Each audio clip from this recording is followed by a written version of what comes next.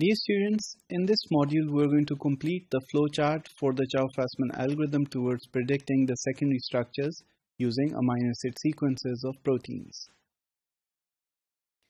You know that the Chow-Fasman algorithm predicts the alpha helices, the beta sheets, and the beta turns as well. So I'm going to review the beta sheets and the alpha helices and their flowcharts. So as you already know that you scan the entire amino acid sequence as shown here, and you see if 4 out of 6 amino acids do not have a propensity for forming an alpha helix. So if the propensity for forming an alpha helix is low, then you check for their propensity for forming a beta sheet. So if the propensity for forming a beta sheet is good, then you move forward towards forming a beta sheet.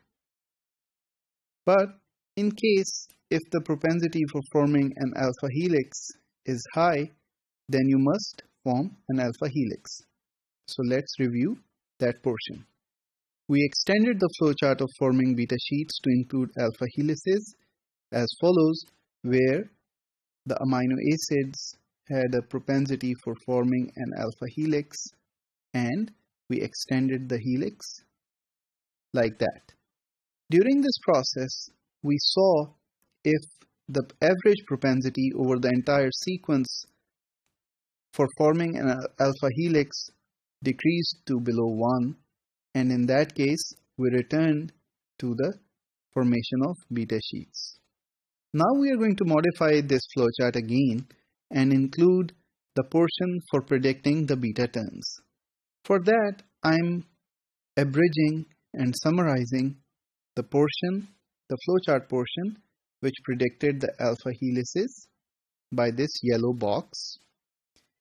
We are talking to this yellow box if the propensity for forming an alpha helix is high here, or if the average propensity for forming an alpha helix fell below 1. So these are the two interactions between this yellow box and the rest of the flowchart. Now we are going to extend. So if a sequence did not have the propensity for forming an alpha helix and it did not have the propensity for forming a beta sheet as well, so all we are left with is to compute the propensity for these amino acids to form a beta turn. For that, we compute the F total as given by the Chow-Fasman algorithm. So there are three conditions after this. So if the F total that you have computed is greater than 0.000075, or the average propensity for the turn is greater than 1, and if the propensity for the turn is greater than both the alpha helix and the beta sheet, in that case you form a turn. So the region is finalized as a beta turn, as I just mentioned. But if that is not the case, then you can also have a region where the propensity for forming a beta sheet was low, and then you may have to compute the F total yet again for that portion. Also, there can be another case wherein your 4 contiguous amino acids do not have a propensity high enough. That is, they are less than 1 for forming a beta sheet. In that case, you also need to compute the F total towards computing the beta turns propensity.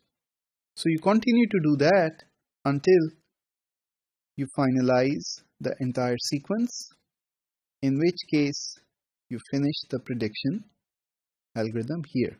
But if you still have amino acids, then you can continue to scan the sequence and finalize beta turns, beta sheets, and alpha helices like that. So in conclusion, as you just constructed the flowchart for predicting the alpha helices, beta sheets, and turns, you can see how the Chow-Fasman algorithm relies on the statistics that we derive from the databases. And those statistics, they tell you about the occurrence of specific amino acids in certain portions of the secondary structures. Now we will evaluate how these algorithms perform in the later modules.